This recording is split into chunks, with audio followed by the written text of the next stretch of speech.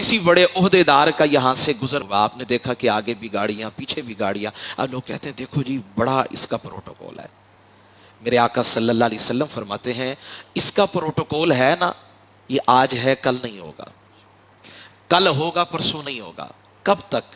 جب تک سروس ہے، جب تک ریٹائرمنٹ نہیں ہو جاتی، تب تک وزیر اعلیٰ ہے، وزیر اعظم ہے، پروٹوکول ہے، لیکن کب تک دھڑکا لگا ہوا ہے کرسی کا کہ کہیں کرسی نیچے سے کوئی کھینچ نہ لے۔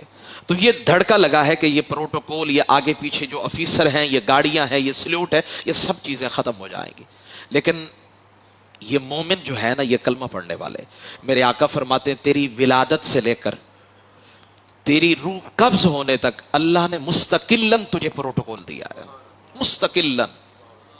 اور یہ پروٹوکول کیا ہے؟ ہونٹوں پہ بیٹھا ہوا فرشتہ ہے، آنکھوں کی پلکوں کی اندر کی حفاظت کرنے والے فرشتے ہیں، میرے آگے حفاظت کرنے والے فرشتے ہیں، میرے پیچھے حفاظت کرنے والے فرشتے ہیں۔ اگر یہ فرشتے ہٹا دیے جائیں میری بینائی ختم ہو جائے، نہ نظر آنے والے کیڑے وہ جو ہے نا جی وہ آ کر میری بینائی ختم کر دیں۔ اور یہ میرے ہونٹوں پہ بیٹھا ہوا فرشتہ ہے، میرے کاندھوں پہ بیٹھے ہوئے فرشتے ہیں۔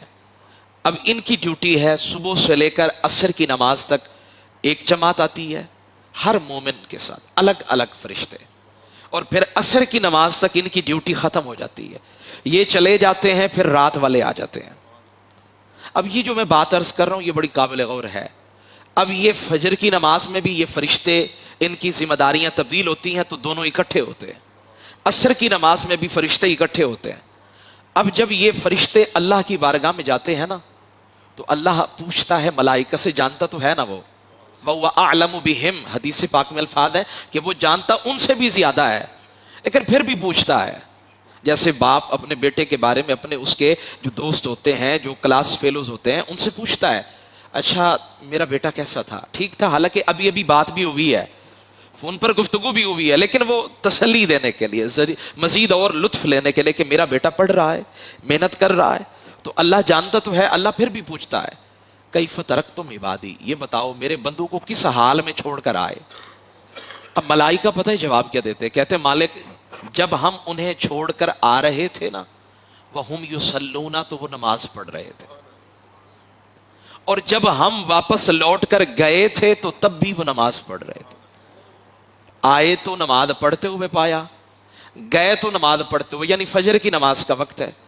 اب رات والے فرشتے جا رہے ہیں اور دن والے فرشتے آ رہے ہیں، تو جو جا رہے ہیں نا وہ ہمیں نماز پڑھتا ہوا دیکھ کر جا رہے ہیں، اور پھر یہ دن والے فرشتے عصر کی طرح عصر کے ٹائم جائیں گے، رات والے آئیں گے۔ تو اب یہ دن والے جب جائیں گے نا تب بھی ہمیں نماز پڑھتا ہوا دیکھ کر جائیں گے۔ تو اب اللہ نے پوچھا میرے بندوں کو کیسے پایا؟ تو عرض کرنے لگے جب گئے تو تبھی تجھے سجدہ کر رہے تھے، تیری بارگاہ میں جھکے ہوئے تھے، اور جب آئے پھر بھی تیری بارگاہ میں رو رہے تھے، سجدے میں پڑے ہوئے تھے، کوئی قرآن کی تلاوت کر رہا تھا، نماز کی تیاری کر رہا تھا، وضو کر رہا تھا، یہی ذمہ داریاں تھی۔ اللہ فرماتا ہے اچھا پھر گواہ ہو جاؤ میں نے ان کے اگلے پچھلے سارے گناہ بخش دیے۔